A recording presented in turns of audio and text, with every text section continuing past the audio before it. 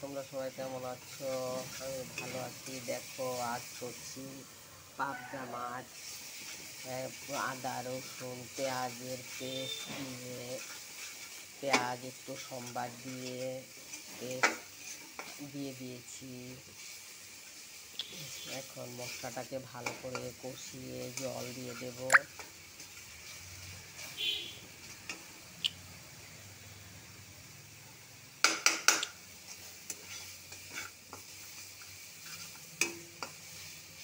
ছোট ছোট মাছ, বেশি বড় পাইনি। পাবদা মাছের ঝাল হচ্ছে।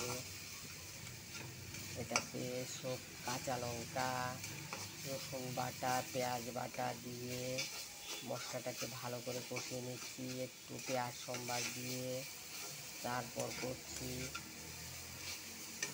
মশলাটা ভালো করে কষে গেলে তারপর জল দিয়ে দেব। দেখো, কষে আসছে মশলাটা।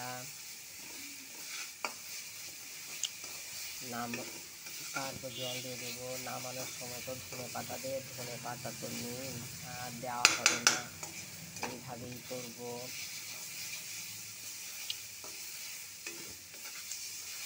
মশলাটা কষিয়ে এসেছে, এখন জল দিয়ে দেব, না হলে লেগে যাবে। শুকিয়ে গেছে, দেখো তেল ছেড়ে যাচ্ছে। এখন জলটা দিয়ে দিচ্ছি।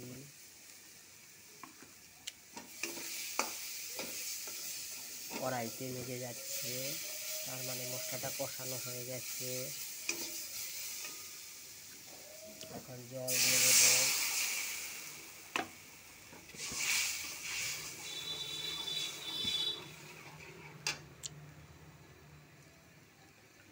জল দিয়ে দিয়েছি, তাহলে মশলাটা ঝোলটা টেনে একটু কমলে তারপর মাছটা দিয়ে দেবো। মাছটা তো নরম মাছ, এই ফেনা উঠলেই দিতে হবে।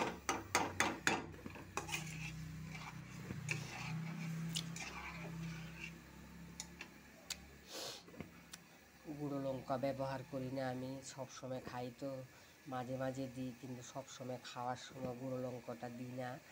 আমি সবসময় কাঁচা লঙ্কা দিয়েই রান্না করি। গুঁড়ো লঙ্কা দিলে পেট ঘরে ভালো পায় না, বাচ্চারাও পেট ব্যথা করে, তাই দিই না। আমি কাঁচা লঙ্কা দিয়েই সবসময় মাংস করি। মাংসতে গুঁড়ো লঙ্কাটা একটু ব্যবহার করি, কিন্তু মাছের ঝোল তো সবসময় খাই, তাই দিই না। দেখো, ঝোলটা ফুটে আসছে।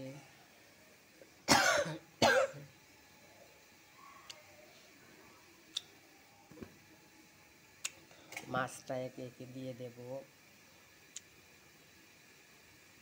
ঝোল উঠে গেছে, মাছটা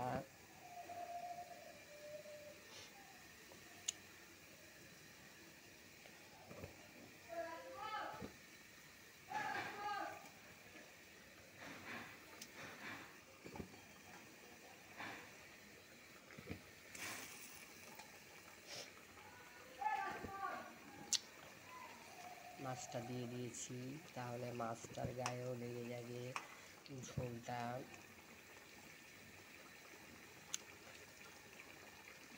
পাবদা মাছ খেতে কিন্তু ভালোই লাগে। তোমাদের কেমন লাগে জানাবে।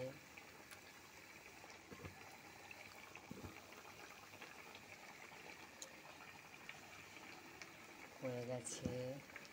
ধনে পাতা দিলে একটু ভালো হতো নামানোর সময়, কিন্তু ধনে পাতা তো নেই, আর দেওয়া হবে না।